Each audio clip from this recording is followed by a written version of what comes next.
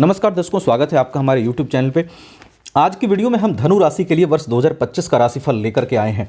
देखिए कहां कहां वर्ष 2025 में आपके लिए बेहतर संभावनाएं ग्रहों की गोचरीय व्यवस्था से बन रही है। शनि की ढैया होने के बावजूद भी 29 मार्च 2025 के बाद आपको शनि की ढैया लगेगी, लेकिन शनि की ढैया होने के बावजूद भी कहां कहां बेहतर चांस आपके लिए बन रहे हैं, कहां कहां चीजें बेहतर हो सकती है, इस पर हम चर्चा करेंगे। कहां किन बातों का थोड़ा सा आपको ध्यान रखना चाहिए उस पर भी चर्चा करेंगे और कोशिश करेंगे कम से कम समय में आपको डिटेल जानकारी दें और एकदम बिल्कुल सटीक जानकारी दें। तो वीडियो बहुत इंपॉर्टेंट रहेगी, एक भी पार्ट मिस मत करिएगा, लास्ट तक देखिएगा। देखिए अगर आप धनु राशि के हैं तो सबसे पहले स्टार्ट करता हूं गुरु से, आपके लग्नेश से। लग्नेश आपके 6th हाउस में बने रहेंगे 14 मई तक। गुरु की दृष्टि 14 मई तक प्रोफेशन हाउस पर रहेगी, 12th हाउस पे रहेगी और आपके 2nd हाउस पे रहेगी। 10th हाउस पर गुरु की दृष्टि हमेशा ये कोशिश करती रहेगी कि प्रोफेशन और काम में, वर्क एरिया में आने वाले प्रॉब्लम्स को सॉल्व करें, उसमें ग्रोथ दिलाते हुए गुरु आपको दिखाई दे रहे हैं, क्योंकि गुरु की दृष्टि में अमृत होता है। तो जहां देखते हैं वहां पर अच्छा करते हैं, जिस वजह से अगर बाकी ग्रहों से थोड़ी बहुत परेशानी भी आपको आ रही होगी तो गुरु उसको मिनिमाइज करेंगे परेशानी को, और आपके प्रोफेशन को बेहतर करने की कोशिश 14 मई तक गुरु करते रहेंगे और उसमें संभावनाएं अच्छी बन रही हैं आपके लिए प्रोफेशनल ग्रोथ की। 12th हाउस पर गुरु की दृष्टि 14 मई तक आपके एक्सपेंसेस को बैलेंस करती हुई नजर आ रही है। अगर एक्सपेंसेस खर्चे होंगे भी तो गुरु जो है वो उसको सही दिशा में कराने की कोशिश करेंगे, इसका संकेत 14 मई तक बनेगा। और फिर 2nd हाउस में जब गुरु की दृष्टि रहेगी तो ये दृष्टि धन को, फाइनेंशियल कंडीशंस को बेहतर बनाने के चांसेस अच्छे से बने रहेंगे 14 मई तक, क्योंकि गुरु की दृष्टि यहां बनी हुई है। उसके बाद जो गुरु गोचर करेंगे 15 मई से आपके मिथुन राशि में गोचर कर जाएंगे। 15, हाँ एक चीज का ध्यान रखिएगा, जब तक 14 मई तक गुरु यहां 6th हाउस में रहेंगे, 6th हाउस और 8th हाउस से जब गुरु जुड़े होते हैं तो थोड़ा सा खाना सिंपल रखना चाहिए, क्योंकि आपको एसिडिटी वगैरह की प्रॉब्लम दे सकते हैं, कुछ पेट संबंधी समस्याएं दे सकते हैं। इसलिए अपने खाना को अगर सिंपल रखेंगे, घर का खाना लेंगे तो ज्यादा दिक्कत नहीं होगा, उसका थोड़ा ध्यान रखिएगा। 15 मई से गुरु मिथुन राशि में चले जाएंगे। यहां बैठे गुरु आपके लिए ज्यादा फ्रूटफुल हो जाएंगे, क्योंकि इनकी पूर्ण दृष्टि सप्तम पड़ जाएगी आपके लग्न के ऊपर। निश्चित रूप से यहां 15 मई से जब गुरु बैठेंगे, आपके आय भाव को देखेंगे, इस स्थान को देखेंगे और 3rd स्थान को देखेंगे। यहां पर गुरु की दृष्टि 15 मई के बाद आपके इनकम में बढ़ोतरी कर सकती है, इनकम की संभावनाओं को बढ़ाएंगी, इनकम के डिफरेंट सोर्सेस को जन्म देने की कोशिश करेगी। और गुरु कोशिश करेंगे कि आपके इनकम में बट्टा ना लगे, इनकम आपका बढ़े, और उसकी संभावनाएं अच्छी बना रहे हैं गुरु 15 मई के बाद से। लग्न पर गुरु की दृष्टि, अगर आपको स्ट्रेस भी आ रहा है या परेशानी कहीं से थोड़ी बहुत है भी, तो लग्न पर गुरु की दृष्टि उसको बेहतर तरीके से डील करने की ताकत आपको प्रदान करेगी, क्योंकि सप्तम दृष्टि जब पड़ेगी तो यहां पर आपके पर्सनालिटी को गुरु बैलेंस करेंगे, आपके मेंटलिटी को में स्टेबिलिटी प्रदान करेंगे, और गुरु की इस दृष्टि से आप डिप्रेशन एंजाइटी को बिल्कुल कम फील करेंगे। यह गुरु की दृष्टि से आपका दिखाई दे रहा है। गुरु अगर डिप्रेशन एंजाइटी हो भी तो गुरु उसको बैलेंस करेंगे आपके लिए, और गुरु आपके व्यक्तित्व में एक नई निखार लाने की कोशिश करेंगे 15 मई के बाद से, जब उनकी दृष्टि यहां पड़ेगी। गुरु की दृष्टि पड़ेगी 3rd हाउस पे। 3rd हाउस पे गुरु की दृष्टि 15 मई के बाद से आपके लिए पब्लिक डीलिंग को बेहतर करेगी, छोटे भाई बहन से संबंधों को बेहतर करेगी, और अगर पब्लिक डीलिंग से जुड़ के आप काम कर रहे हैं तो वहां अच्छे चांसेस बनाएंगे, अच्छी संभावनाएं बनाएंगे गुरु आपको बेहतर रिजल्ट देने के। गुरु के बाद देखिए बात करूं, हाँ एक और योग यहां पे, जब गुरु 7th हाउस में आएंगे तो विवाह के योग भी आपके लिए बढ़ेंगे। गुरु निश्चित रूप से स्थान हानि करते हैं कई बार, लेकिन यहां पर ज्यादा घबराने की जरूरत नहीं है। 7th हाउस में बैठे गुरु विवाह के योग को भी बनाएंगे, क्योंकि विवाह के कारक गुरु होते हैं। उसके बाद देखिए बात करूं गुरु के बाद राहु की। राहु 17 मई तक मीन में रहेंगे और केतु भी 17 मई तक कन्या में रहेंगे। फिर राहु 18 मई से कुंभ में आ जाएंगे, केतु यहां चले जाएंगे भाग्य भाव में 18 मई के बाद से।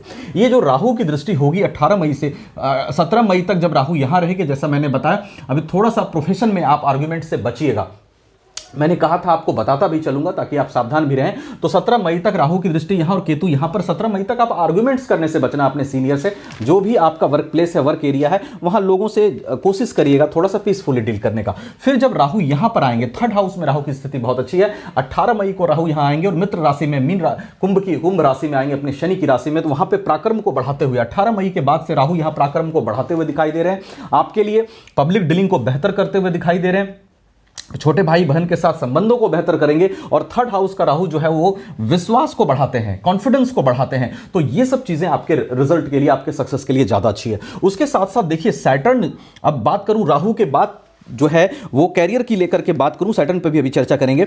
भाग्य सूर्य की, सूर्य देखिए 15 मार्च से 14 मई तक क्रमशः मीन और मेष राशि में रहेंगे और फिर जुलाई, अगस्त, सितंबर, अक्टूबर में इन घरों में रहेंगे। यानी कि 15 मार्च से 14 मई तक का जो समय होगा और जुलाई, अगस्त, सितंबर, अक्टूबर तक का जो समय होगा, महीने का समय होगा, उसमें सूर्य की पोजीशन अच्छी रहेगी, जहां भाग्य का जो चांस है, भाग्य का साथ मिलने का चांस बेहतर रहेगा। इन महीनों में जो मैंने बताए उसमें भाग्य से रुके काम आपके बन सकते हैं। भाग्य का साथ वहां पे आपको अच्छा दिखाई दे रहा है सूर्य के प्लेसमेंट से, भाग्य के साथ मिलने की संभावनाएं अच्छी बन रही हैं सूर्य के प्लेसमेंट से।